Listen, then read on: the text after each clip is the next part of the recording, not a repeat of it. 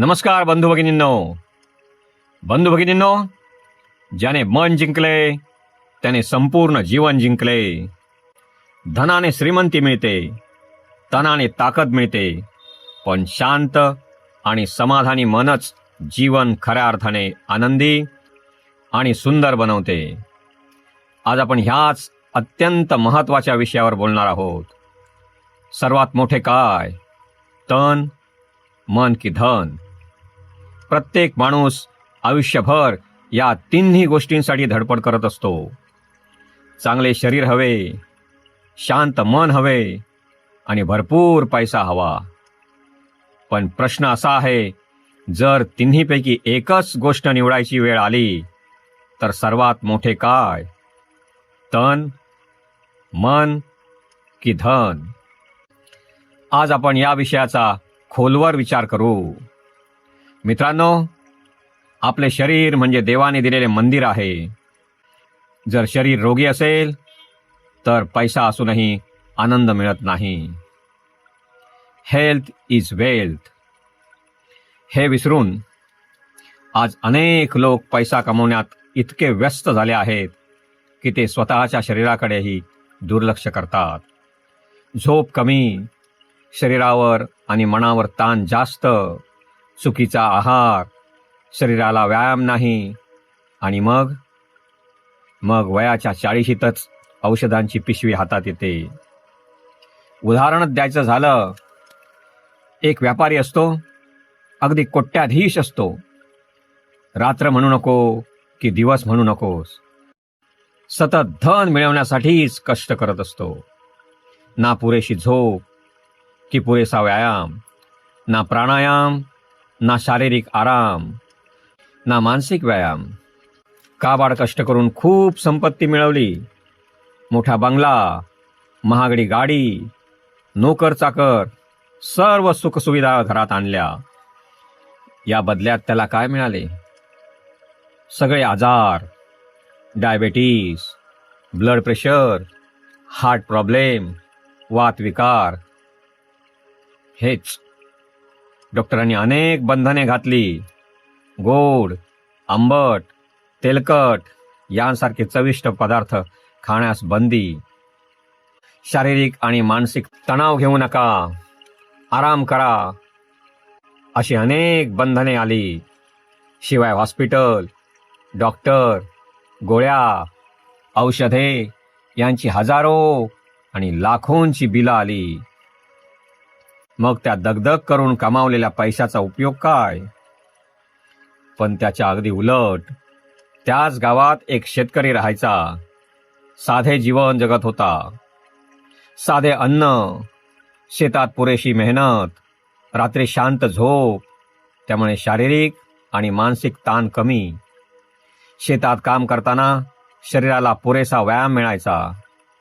शरीराला भरपूर सूर्यकिरणे, शुद्ध हवा, झऱ्याचे शुद्ध पाणी, त्यामुळे निरोगी पिळदार शरीर होतं.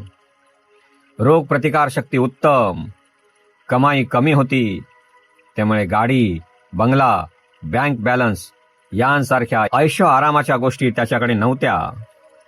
पण तो खुश होता. गावचं मोठं हवेशीर घर, मोठं शेणाने सारवलेलं अंगण, बैल, गाई यांच्यात तो खूप खुश होता. ना कसले आजार, ना कुणाची बंधनं, त्यामुळे तो खूप सुखी होता. आता तुम्हीच सांगा, कोण खऱ्या अर्थाने सुखी? आपला दगदग करणारा व्यापारी की शेतकरी? होय, शेतकरीच खरा सुखी होता, कारण त्याने ओळखले होते खरे सुख कशात असते ते. मित्रांनो, आपल्या गरजा भागवण्यासाठी धन आवश्यक आहे, पण ते कमावण्यासाठी तन आणि मन गमावू नका.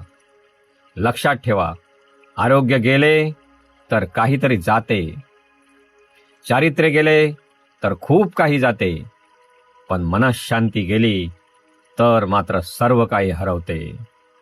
म्हणून पैसे कमवतानाच आरोग्य, चारित्र्य आणि मन या तिन्ही गोष्टी जपा. बंधू भगिनींनो, आता आपण सर्वात मोठ्या शक्तीकडे वळूया. ते म्हणजे मन. मन दिसत नाही, पण संपूर्ण जीवन चालवते. मन हरले तर श्रीमंती व्यर्थ, शरीर व्यर्थ, नाती व्यर्थ, सर्व काही व्यर्थ.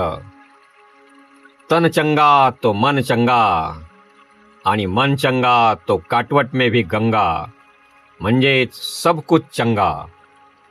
बंधू भगिनींनो, आज जगात सर्वात जास्त समस्या कोणती आहे? मनाची अस्वस्थता, चिंता, नैराश्य, ताण, राग, मत्सर, हे सर्व कशामुळे? उत्तर एकच आहे, अस्वस्थ मन. उदाहरण द्यायचे झाले, दोन मित्र असतात. एकाकडे खूप पैसा अडका असतो, पण सतत चिंता असते. दुसरा साधा शिक्षक असतो, पण समाधानी असतो.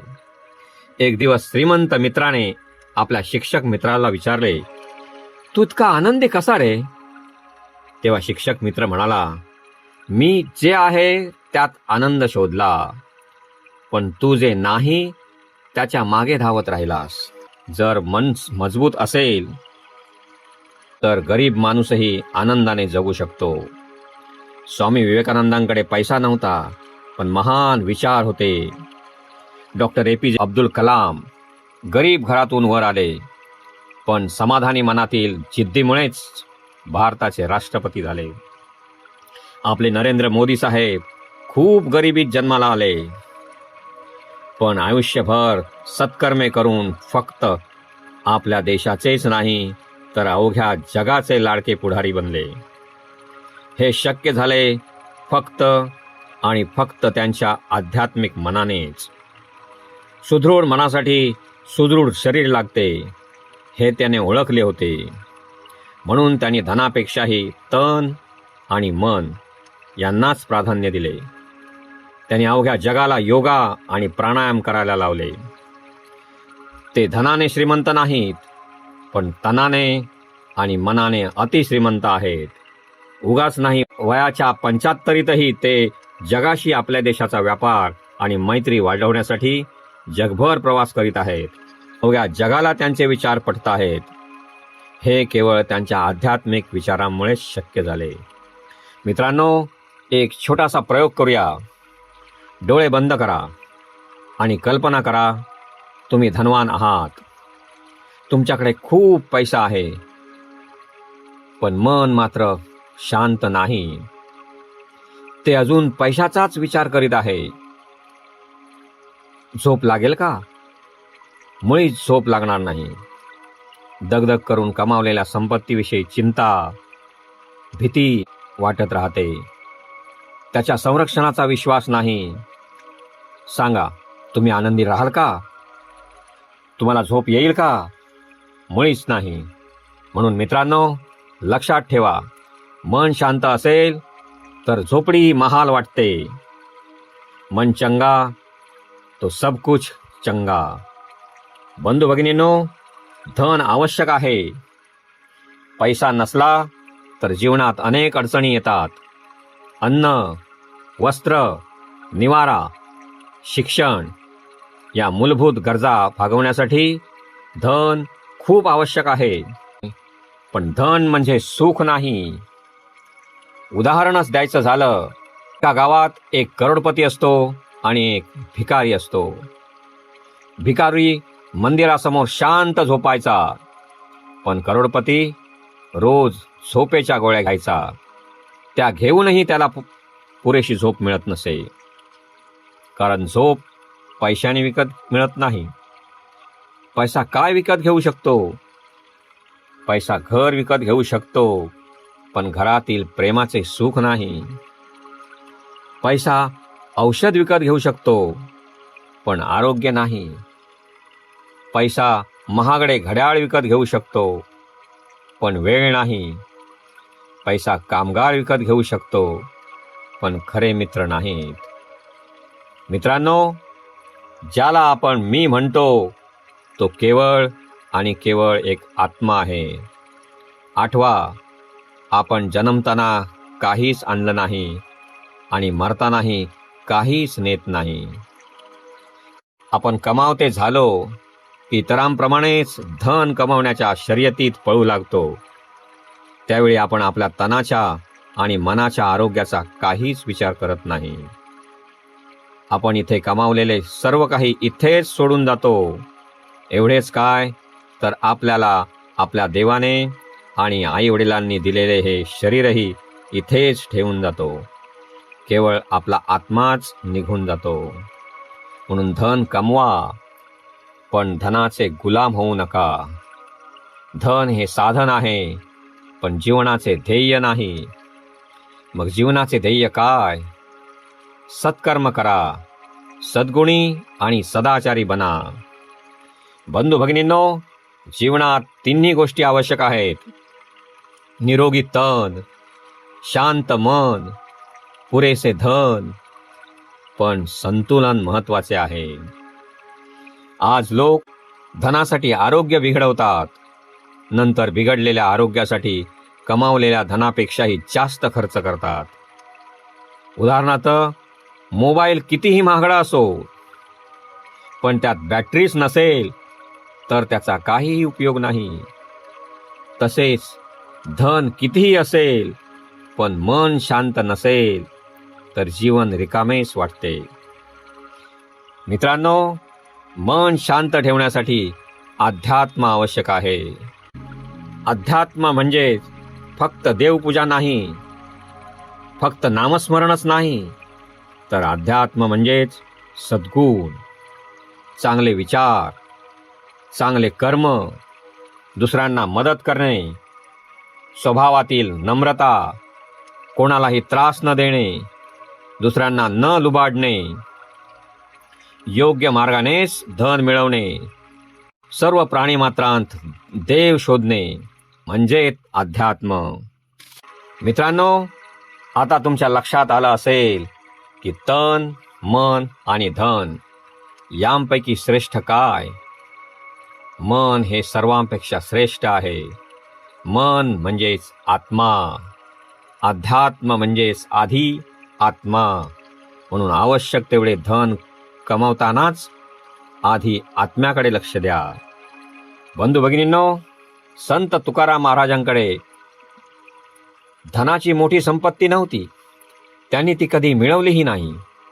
तर तुकाराम महाराज म्हणजे एक ज्ञानाचे भांडार होते. आजही लोक त्यांचे अभंग गातात. तुकाराम महाराज मनात भक्ती आणि समाधान यानेच अतिश्रीमंत होते. मन श्रीमंत असेल तर माणूस कधीही गरीब नसतो, हे लक्षात ठेवा. मित्रांनो, तुमच्यासाठी हे जीवन बदलणारे नियम. रोज व्यायाम करा, तन मजबूत राहील. सकारात्मक विचार करा, मन शांत राहील. प्रामाणिकपणे पैसा कमवा, धन टिकेल. इतरांशी स्वतःची तुलना टाळा, समाधानी राहाल आणि त्यामुळे दुःख कमी होईल. कुटुंबासाठी वेळ द्या, नाती मजबूत होतील.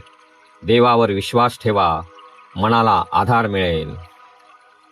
मित्रांनो, आपण या व्हिडिओत पाहिले, तनही महत्त्वाचे आहे, धनही आवश्यक आहे, पण मन सर्वात मोठे आहे. कारण मन हरले तर सर्व हरेल, आणि मन जिंकले तर सर्व काही जिंकता येते.